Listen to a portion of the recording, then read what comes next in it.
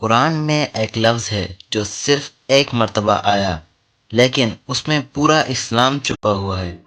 پورے قرآن میں اللہ نے لفظ رغبا و رہبا بس ایک بار فرمایا۔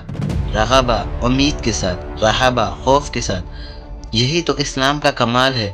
اللہ سے نہ صرف محبت کی جاتی ہے بلکہ ڈر کے ساتھ، نہ صرف دعا مانگی جاتی ہے بلکہ رو کر مانگی جاتی ہے۔